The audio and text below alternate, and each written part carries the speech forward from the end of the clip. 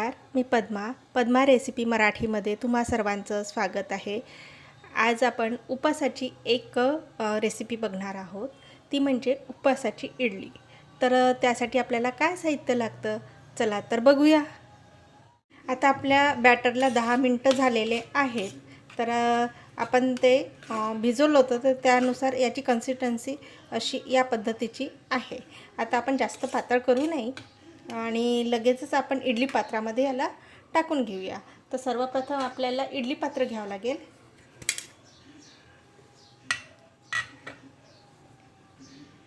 इडली पात्र घेतलेलं आहे, याला आपण सुरुवातीला तेल लावून घ्यायचं या पद्धतीने।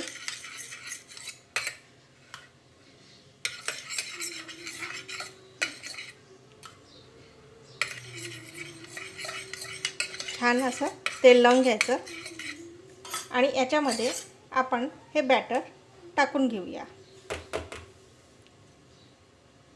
त्या पद्धतीने। सेम आपण जे इडली करतो तसंच।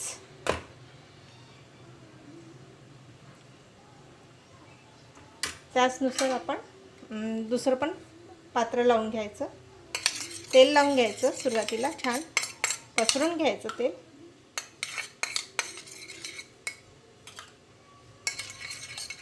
आणि इथे मी बाजूला गॅसवरती एक कुकर ठेवलेला आहे, त्यामध्ये मी 1 ग्लास पाणी टाकलेलं आहे। आणि आपण हे पात्र जेव्हा ठेवतो आपण ते अल्टरनेट ठेवायचं आणि ते पाणीसुद्धा उकळी आलेली आहे, आपण लगेचच हे पात्र ठेवूया।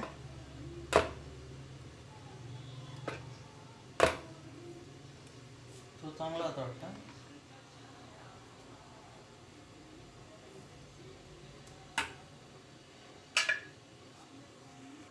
आता आपलं हे रेडी झालेलं आहे।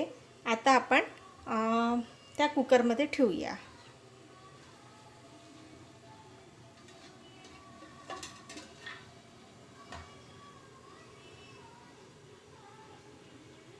आणि 10 मिनिटं रेस्ट करूया।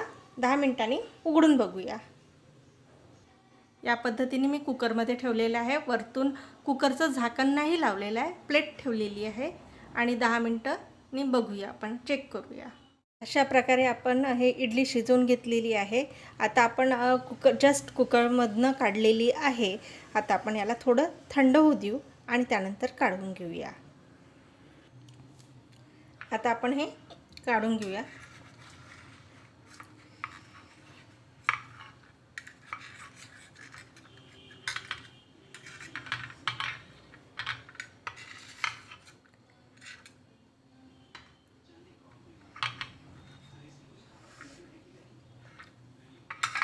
छान स्पंजी झालेली आहे।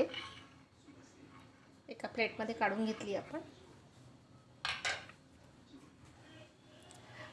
अशा प्रकारे आपली ही उपासाची इडली रेडी झालेली आहे। खूप मस्त स्पंजी झालेली आहे, बघू शकता, दाणेदार दिसते आहे।